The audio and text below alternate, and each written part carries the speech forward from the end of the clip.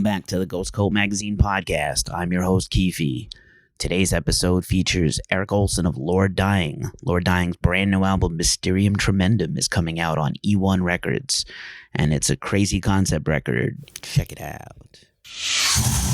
Erik from Lord Dying. Erik, how are you doing, man? New era for Lord Dying. Let's just start right there. New album coming, new label since we've spoken last, new band members, concept record, a whole lot of life changes. Catch us up a little bit on what went into making this record and all these changes. Yeah, a lot has definitely happened. We're on a new label now. We're working with eOne, which is, they've been awesome. Really psyched to join that. We recorded a record with Mike Plotnikoff, let's see, about 8 months ago, and it's going to be released in April, called Mysterium Tremendum. It's probably, I'd say, the album that we worked the hardest on. We really kind of dissected it. It's a concept record. We pieced it together part by part and demoed everything, like, very meticulously before even sending it to our new rhythm section, which brings me to Matt Price and Chase Manhattan. Matt's on bass, Chase playing drums. They both live in Los Angeles, and Chris and I live in Portland. So we write everything in Portland, and then when it's ready to go, we send it to them, and they get their parts down. And we recorded it in LA, so that worked out pretty well for them. So we had a few days of rehearsal, but we were very well prepared. It was a great process. It's a lot different than we did before. We kind of blasted through everything before, which was fun. Really, the goal before was to keep the momentum going, which we did, and then it was nice to be able to step back for a second and really work on an album, you know? I know that everybody is supposed to say, our new record's our best record ever, but I actually have been listening to the record and I think this is your best record ever. So I wanted you really, yeah, man, it's pretty sprawling, but I think it's really great, and I can't wait for people to dig it and hear it. But I wanted to get your take on it. Obviously, a lot went into making this. It's a little, it's got the same elements the band has always had, but there's definitely some advancement, some growth, and I wanted to kind of go there with you about, just the writing and even the guitar stuff. It's pretty heavy, man.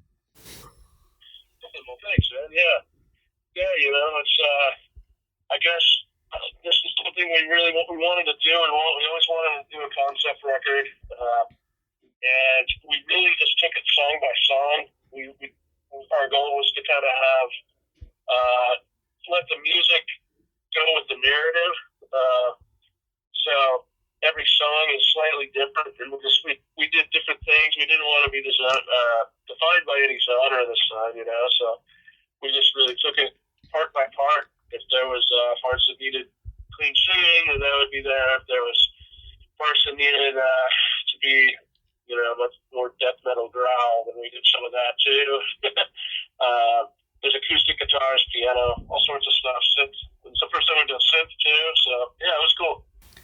Yeah, man, it's definitely got all kinds of flavor, and their heavy stuff is super heavy. There's some really incredible progressive rock moments, I'm going to say, that really tickle my prog rock funny bone, and which I really dig, and I think it's a great step for you guys, really going to set you apart from, all your peers. I know the Portland scene is, well known. You came from there. You were in other bands that are sort of associated, but this is really different than anything you guys have done in a certain sense. Definitely, yeah. Thank you. You're welcome. Yeah. Progressive, the progressive thing is something we always wanted to do too. So it was great to finally be able to do that. Like, so many of our favorite concept records are progressive, either progressive rock or progressive metal or whatever, It's, it just always felt like an important step, to make like a solid piece of art that was more progressive, I guess. Right on. Even the album cover, man, is magical looking. It reminds me a lot of like the Roger Dean Yes albums of the 70s. It's just trippy. outer space and pyramids and a sun and all kinds of weirdness, man. It's fabulous. Yeah, thanks. Yeah, I mean, to be honest, the original plan was to see if we could get Roger Dean to do it. Wow. And we contacted him, and he was into it, but we needed to get this finished before December, so that's when we were kind of putting all the artwork together, and he had a winter touring schedule, like going to festivals and signing stuff, so he wouldn't be able to have done it until the spring, so it didn't work out. But we're really psyched that we got Steve Ardon on board, because he's amazing too. We really wanted to work with him, but we weren't sure if it would be possible because we couldn't find his contact information anywhere. And then we found it's like an Instagram page by a guy that he just does like old pulp novels from the 70s, the 70s sci-fi art, and mostly pulp novels. And Steve Ardon was every time we see one that we just absolutely loved, it was Steve Ardon. We're like, okay, we need to figure out how to get a hold of this guy then. And we contacted the guy on the Instagram page. He knew him, except for there was another problem. The guy doesn't have internet or a phone. So he was able to put us in touch with his sister and wrote him a letter. And he agreed to do it. And we love it. He painted the cover, so the punchy panels on the cover, creating a gatefold LP, and then also the inside 2 panels too, so we get 2 paintings for us. We're really excited about it. That's an amazing story, man. Wow. People take for granted that everybody's accessible and everybody's supposed to be on all the time. We talk about social media here. So that's pretty incredible. I definitely wanted to talk about the concept of the record because it is very, it's not just musically heavy, it's personally heavy. You guys suffered a pretty tragic loss. Chris suffered a tragic loss that kind of guided the record. I mean, Envy, the end of experience, severed forever. Even the darkness went away, lacerated psyche. I mean, these tracks are immense, but they're also very moving. Death, the final loneliness. There's no mystery about those titles, even if they're a little flowery. So I definitely wanted to just talk about that. Obviously death is a thing, like Elizabeth Kubler-Ross. We all have to face it, but no one wants to, Exactly, yeah. Yeah, it's that was a big part of the inspiration, and for the record was the loss of Chris's sister.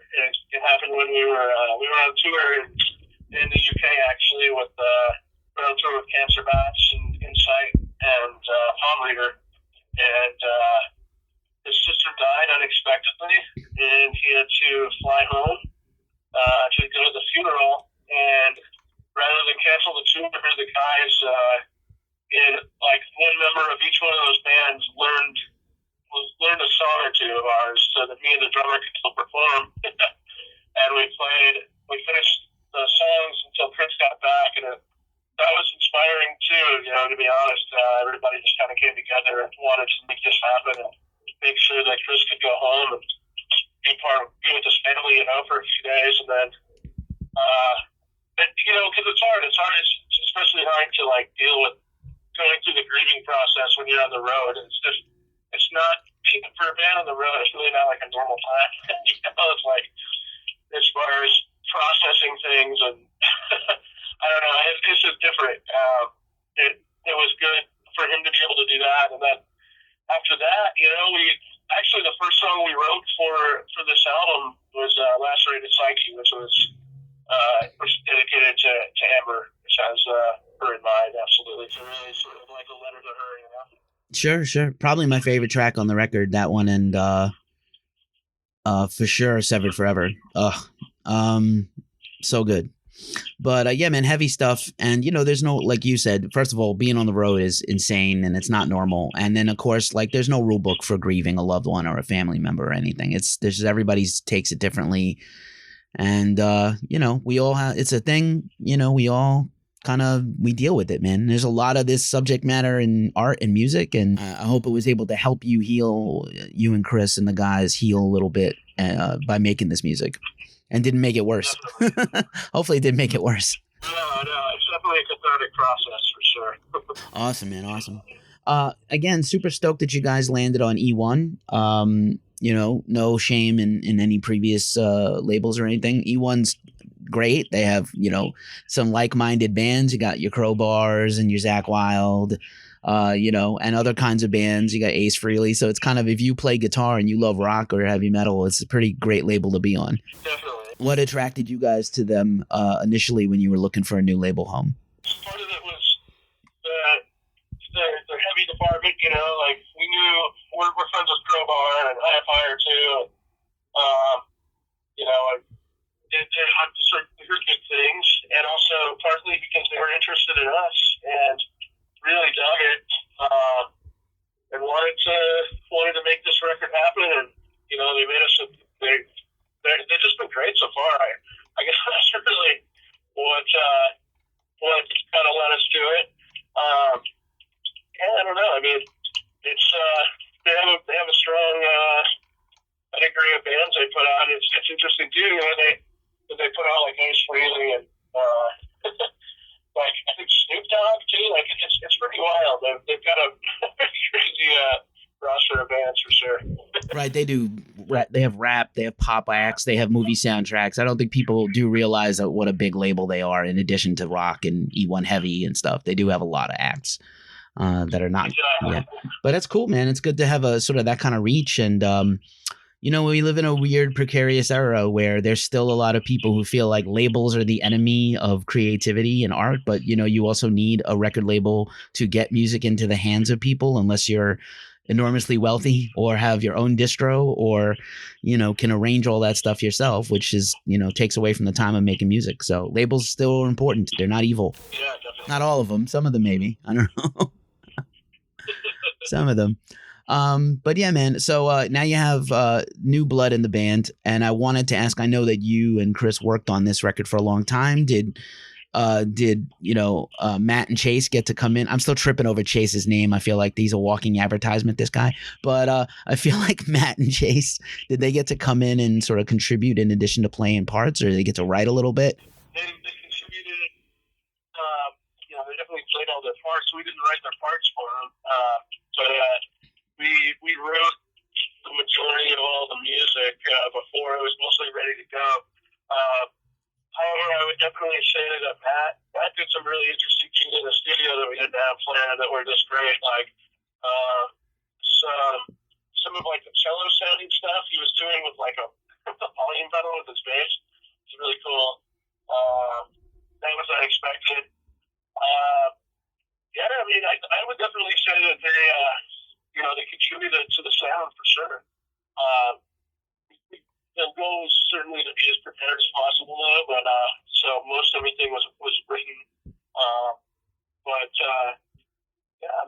They definitely contributed their parts. We're psyched on how it turned out. I'm looking forward to catching you guys on the road. What do you have lined up for touring that you can talk about to promote this new album? We'll be a U.S. and Canadian tour starting in May into June, and then it hasn't been announced yet, though. So it will be announced soon. And then there's some other stuff too coming up. We'll be back in Europe October, November.